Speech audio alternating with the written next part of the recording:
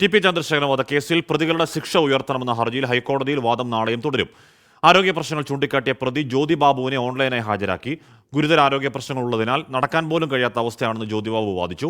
ശിക്ഷയിൽ ഇളവ് നൽകണമെന്ന് മറ്റു പ്രതികളും വാദിച്ചു. മാനസികാരോഗ്യനില പരിശോധിച്ച റിപ്പോർട്ട് പ്രോസിക്യൂഷൻ പ്രതിഭാഗത്തിനും നൽകാൻ കോടതി നിർദ്ദേശം നൽകി. വിവരങ്ങളുമായി വിനിത വിജി. വിനിത, നാളെ ഇവരുടെ ഈ ശിക്ഷ കൂട്ടുന്നത് അതൊരു നിർണായക വിധി പ്രഖ്യാപനമാകും. ശിക്ഷ കൂട്ടുന്നതിൽ ഒരു വിധി പ്രഖ്യാപനം നാളെ ഉണ്ടാവും, അതോ നാളെയും വാദം തുടരുന്നു എന്നേ ഉള്ളോ വിനീത?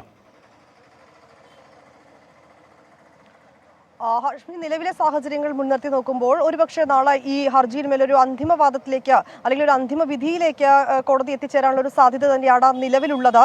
ഇന്നും ഈ അപ്പീലുകൾ കോടതി വളരെ വിശദമായി തന്നെ പരിഗണിച്ചിട്ടുണ്ടായിരുന്നു. അതിൽ വാദം തുടർന്നിട്ടുണ്ടായിരുന്നു. പ്രതികൾക്ക് പരമാവധി ശിക്ഷ ഉറപ്പാക്കണമെന്നുള്ളതാണ് സർക്കാരും അതോടൊപ്പം തന്നെ കെ രമയും നൽകിയിരിക്കുന്ന അപ്പീലുകൾ. ഈ അപ്പീലുകളാണ് ഇന്ന് കോടതി പരിഗണിച്ചത്. അതിന്മേലുള്ള വാദങ്ങളാണ് ഉണ്ടായിരുന്നത്. തങ്ങളുടെ ഭാഗം കൂടി കേൾക്കണമെന്ന് പ്രതിഭാഗവും ആവശ്യപ്പെട്ടിട്ടുണ്ട്. പ്രതിഭാഗത്തിന്റെ ഈ ആവശ്യം നാളെ കോടതി പരിഗണിക്കും. ഒപ്പം തന്നെ കേസിലെ 12 പ്രതികളും, അതായത് ജ്യോതിബാബു ഒഴികെ, ജ്യോതിബാബു ഓൺലൈനിലൂടെയാണ് ഹാജരായത്. ഈ മറ്റ് 12 പ്രതികൾ, ജ്യോതിബാബു ഉൾപ്പെടെയുള്ള 12 പ്രതികളും കോടതിയിൽ ഹാജരായി. 11 പ്രതികൾ നേരിട്ടും ജ്യോതിബാബു ഓൺലൈൻ വഴിയുമാണ് ഹാജരായത്. ആരോഗ്യ പ്രശ്നങ്ങൾ ഉണ്ടെന്നും ഈ 3 മണിക്ക് ഡയാലിസിസ് ഉള്ളതിനാൽ കോടതിയിൽ നേരിട്ട് ഹാജരാകാൻ കഴിയില്ല എന്നും ജയിൽ സൂപ്രണ്ട് അക്കാര്യം കോടതിയെ അറിയിച്ചിട്ടുണ്ടായിരുന്നു. പ്രതികളെല്ലാം തന്നെ ശിക്ഷ ഇളവ് വേണമെന്നൊരു ആവശ്യം തന്നെയാണ് ഇന്ന് കോടതിയിൽ മുന്നോട്ട് വെച്ചത്. അതിൽ അവർ കാര്യമായി പറഞ്ഞത് കുടുംബ പശ്ചാത്തലം, നിലവിലെ സാഹചര്യങ്ങൾ, ഒപ്പം തന്നെ പുറത്തിറങ്ങിയാൽ മറ്റ് പൊതുപ്രവർത്തനങ്ങളുമായൊക്കെ മുന്നോട്ട് പോകും എന്നുൾപ്പെടെയുള്ള കാര്യങ്ങളൊക്കെയാണ് പലരും മുന്നോട്ട് വെച്ചിട്ടുണ്ടായിരുന്നത്. അതുകൊണ്ട് തന്നെ എല്ലാ പ്രതികളും ആവശ്യപ്പെടുന്നത്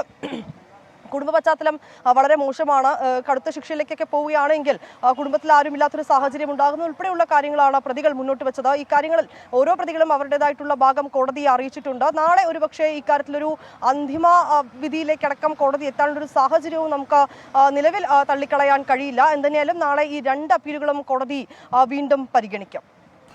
വിനിത വിജയാണ് വിവരങ്ങൾ നൽകിയത്. എല്ലാവരും കുടുംബ പ്രശ്നമൊക്കെ പറയുകയാണ്, നോക്കാൻ കുടുംബമുണ്ട് എന്നൊക്കെ പറയുകയാണ്, പിന്നെ മാതാപിതാക്കളുണ്ട്, മക്കളുണ്ടെന്നൊക്കെ പറയുകയാണ്. ടി.പി. ചന്ദ്രശേഖരൻ ഇതൊക്കെ ഉണ്ടായിരുന്നു. ടി.പി. ചന്ദ്രശേഖരൻ ഒരു അമ്മയുണ്ടായിരുന്നു, ടി.പി. ചന്ദ്രശേഖരന് ഭാര്യയുണ്ട്, മക്കളുണ്ടായിരുന്നു, ഒരു മോൻ അടക്കം ഉണ്ടായിരുന്നു. കുടുംബമൊക്കെ ടി.പിക്ക് ഉണ്ടായിരുന്നതാണ്. അപ്പോൾ അന്ന് ആ രാത്രി പടുവാതകത്തിന് ഇറങ്ങി പുറപ്പെടുമ്പോൾ ഓർത്തില്ലേ എന്നൊരു ചോദ്യം അവിടെ നിൽക്കുന്നുണ്ട്. പക്ഷേ ആ വാദിക്കൽ ഏത് പ്രതികളുടെയും അവകാശമാണ്, അവർ വാദിക്കട്ടെ.